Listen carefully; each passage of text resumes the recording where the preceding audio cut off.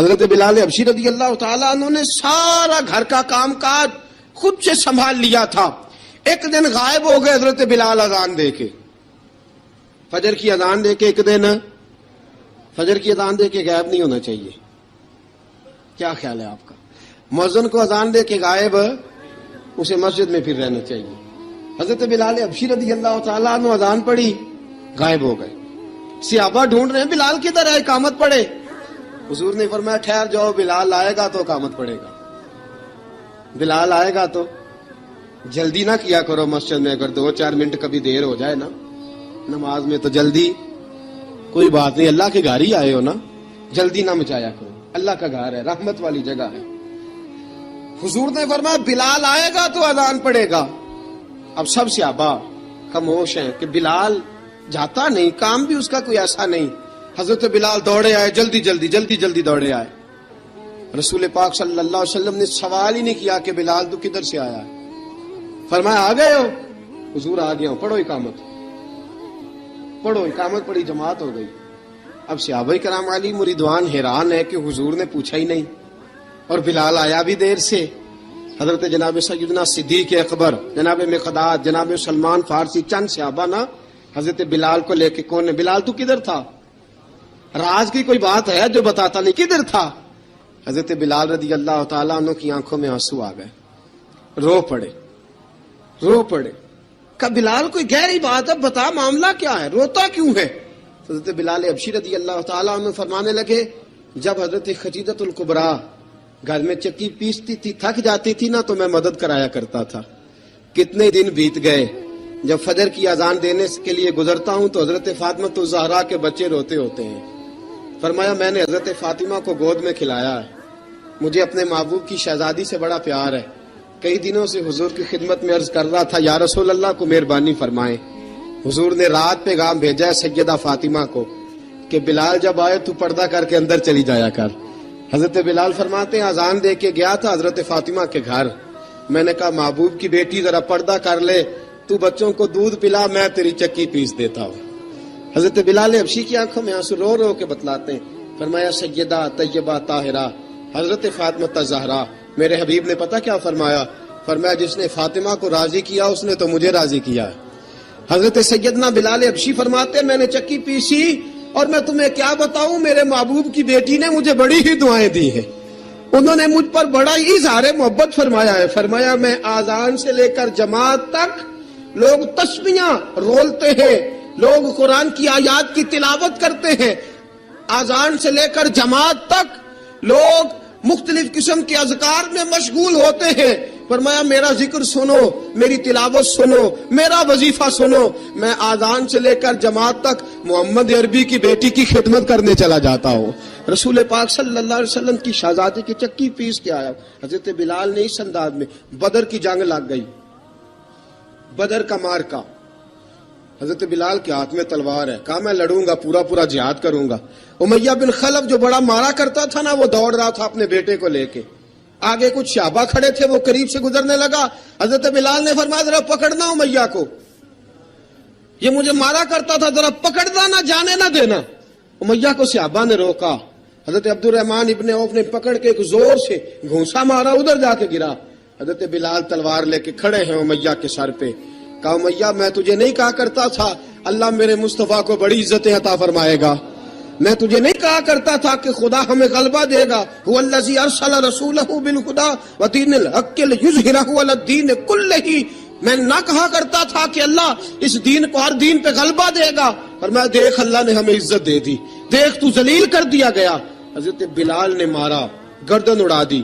حضرت ابوبکر صدیق پیچھے دیکھ رہے تھے, دوڑے ہوئے آئے. کہا بلال مبارک ہو, بلال مبارک ہو, آج تو تیرے سارے بدلے پورے ہو گئے. حضرت بلال نے سجدہ شکر ادا کیا. میرے دوستو بڑی باتیں ہیں جناب بلال کی کرنے والی. یہ وقت ساتھ نہیں نہ دیتا کسی کا, یہ رک جاتا ہے, یہ کہتا ہے کہ بس اب رک جاؤ, وقت ہو گیا آگے گزرنے کا.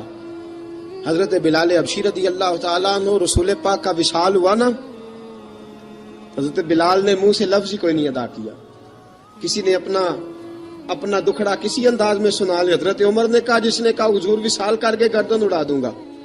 حضرت عثمان غنی نے کہا خبردار کوئی مجھے آ کے نہ بتائے کہ مصطفیٰ وصال کر گئے. حضرت علی المرتضیٰ رضی اللہ تعالیٰ عنہ نے فرمایا نہ بھائی میرے مصطفیٰ پر تو موت آتی ہی نہیں، جس طرح عام لوگوں پہ سب لوگوں نے اپنے اپنے اظہار کر لیے نا، بلال نے کسی کو دکھ بتایا ہی نہیں. ایک کونے میں بیٹھ کے نا حضرت بلال اکیلے آنسو بہاتے رہے، کسی کو بتایا ہی نہیں، اکیلے روئے. ایک شخص کہنے لگا یار بلال بولتا نہیں، کہا نہ بلاؤ اسے. عصر کی نماز کا وقت ہوا نا تو وہ بلال جو کعبے کی چھت پہ بغیر سیڑھیوں کے چڑھ گیا تھا، وہ بلال جو کعبے کی چھت پہ بغیر کسی سہارے کے چڑھ گیا تھا، اس بلال کو کہا کہ بلال چڑھ ذرا آذان پڑھ، مسجد کی چھت پہ چڑھ جا. حضرت بلال کئی بار چڑھے اور کئی بار گرے، کئی بار چڑھے اور کئی بار گرے. حضرت بلال حبشی رضی اللہ تعالیٰ نے آواز دی، کہا سلمان میری مدد کرنا، میری مدد کرنا، اب مجھ سے چڑھا نہیں جاتا، اب مجھ سے جایا نہیں جاتا. جناب سلمان فارسی نے بھی سوال نہیں پوچھا کہ بلال تو بیمار ہے، یہ نہیں پوچھا. حضرت بلال کو دو چار صحابہ نے اٹھایا، چھت پہ پہنچایا. بلال نے اذان شروع کی. جب کہا نا اللہ اکبر اللہ اکبر، وہ آواز جس میں بڑا سوز ہوتا تھا، بڑی درد، بڑی بلندی ہوتی تھی، بڑا جوش خروش ہوتا تھا، آج وہ آواز دب گئی. جب بلال نے کہا نا اشہد ان لا الہ الا اللہ، حضرت بلال رضی اللہ تعالیٰ عنہ نے تھوڑی دیر روک کے سانس لیا. جب کہا نا اشہد ان محمد الرسول اللہ، جو سارے چپ کھڑے تھے نا ان میں سے ایک بابا رو پڑا جس کا نام ابو بکر صدیق تھا. جب حضرت ابو بکر صدیق کی آنکھ میں آنسو آیا تو حضرت بلال چھت کے اوپر زمین پہ گرے، زمین پہ گرے اور کہا ابو بکر یہ ڈیوٹی کسی اور کی لگا دے، یہ ڈیوٹی کسی اور کی لگا دے، اب میری روح اجازت نہیں دیتی، مصطفیٰ کریم کے بعد مجھے اذان نہیں پڑھی جائے گی. آپ نے واقعہ سن رکھا ہے کہ ایک بار صحابہ نے بلایا، دوبارہ آئے، حضور خواب میں ملے، کہا بلال تو آتا کیوں نہیں؟ بلال چھوڑ کے چلے گئے تھے. فرمایا اب میرا یہاں دل نہیں لگتا. ملک شام کے شہر حلب میں چلے گئے تھے، چھوڑ دیا تھا مدینہ منورہ، اب میری نگاہوں میں جچتا نہیں کوئی، جیسے میرے محبوب ہیں ایسا نہیں کوئی. حضور خواب میں ملے، آئے مدینے. حضرت بلال آخری بار، لوگوں نے کہا اذان پڑھو، کہا مجھے وہ اذان بھول ہی گئی ہے جو مجھے مصطفیٰ کریم کے زمانے میں پڑھا کرتا تھا، مجھ سے نہیں پڑھی جاتی، نہ مجھے کہو، میں کیسے پڑھوں؟ امام حسن اور حسین نے آ کے دامن تھاما نا تو کہا بیٹا میں تمہاری نانی کا بھی نوکر رہا ہوں، میں تمہاری ماں کی چکی بھی پیستا رہا ہوں، مجھ سے کوئی فرمائش نہ کر ڈالنا، میں نے نوکری کی ہے اور مجھے اگر اللہ نے توفیق دی تو میں تمہارے بچوں کے پیر بھی دھویا کروں گا. لیکن امام حسن رضی اللہ تعالیٰ انہوں نے فرمایا بلال ایک بار تو اذان سنانی پڑے گی. سنائی بلال نے اذان. کوئی گھر مدینے میں ایسا نہیں تھا جہاں سے رونے کی آواز نہ آئی ہو. حضرت عمر فاروق رضی اللہ تعالیٰ عنہ اپنے زمانے میں شام گئے تو جناب بلال حبشی رضی اللہ تعالیٰ عنہ سے کہا کہ اذان پڑھو. حضرت بلال نے فرمایا میں پڑھ ہی نہیں سکتا. بڑی ہمت کے بعد اذان پڑھی اور جناب بلال نے کہا تم اگر روئے نہ تو میں اذان پڑھوں گا. رونا نہ، وعدہ لے لیا. حضرت عمر تو نہ روئے لیکن معاذ ابن جبل نے رونا شروع کر دیا. جب معاذ ابن جبل روئے تو پھر عمر بھی روئے، جب عمر روئے تو پھر بلال بھی روئے. وہ اذان اشہد ان لا الہ الا اللہ تک گئی. رسول پاک کے بعد پھر اذان اس سے آگے بڑھ نہ سکی. حضرت بلال کا وقت وصال آیا. حضرت ابو درداء کے داماد تھے جناب بلال حبشی. حضرت ابو درداء بہت معتبر صحابی ہیں، ان کی بیٹی حضرت بلال کے گھر میں تھی. حضرت بلال کا وقت وصال آیا تو آپ کی بیوی کہنے لگی بڑے افسوس کی بات ہے، آپ بچھڑ رہے ہیں. فرمایا افسوس نہ کر، مجھے مبارک دے، میں آج بچھڑوں گا تو جا کے رسول پاک سے ملاقات کروں گا. حضرت بلال حبشی نے، میرے دوستو، غریب آدمی تھے نا، مال تو زیادہ نہ دے سکے لیکن انہوں نے خدمت اس طرح کی.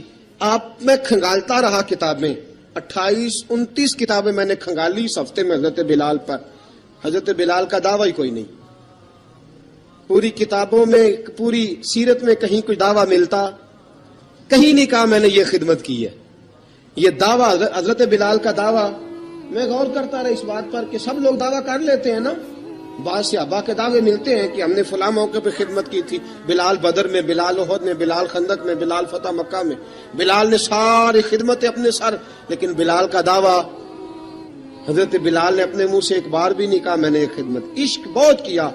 غریبوں جان نہ چھڑایا کرو، یہ کہہ کے جان نہ چھڑایا کرو کہ ہم کیا کر سکتے ہیں، ہم کدھر جائیں، ہم آگے بڑھو، عملی طور پہ اپنا آپ پیش کرو، رسول پاک کے عشق میں رنگ جاؤ. حضرت سیدنا عمر فاروق رضی اللہ تعالیٰ عنہ فرماتے تھے بلال اب تو حبشی غلام نہیں، اب تو مصطفیٰ کے صحابہ کا امام ہے. اب تو ہمارا امام ہے. جناب بلال حبشی رضی اللہ تعالیٰ عنہ کی زندگی بتلاتی ہے کہ غریب اگر آئے اور اپنے آپ کو رنگے رسول پاک کے رنگ میں تو وہ اتنی خدمت کر سکتا ہے، اتنی خدمت کر سکتا ہے کہ کوئی تاریخ بھی حضرت بلال کو چھوڑ کے مکمل ہو سکتی نہیں. کوئی بھی تذکرہ جناب بلال کو چھوڑ کے صحابہ کے تذکرے مکمل ہو سکتے نہیں. اور جہاں جہاں بھی عشق کی داستان لکھی جائے گی پہلے بلال کا نام لکھا جائے گا، پھر بات آگے بڑھے گی. اللہ ہمیں بھی حضرت بلال کے عشق کا قطرہ نصیب کرے، ہمیشہ مدحت خیر الانام میں گزرے. دعا ہے یہ عمر درود و سلام میں گزرے. وآخر دعوانا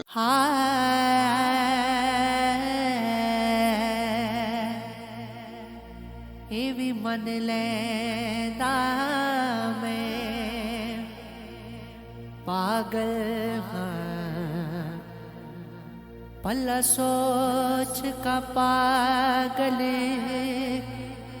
کی کیتا تیرے نادا وظیفہ کردہ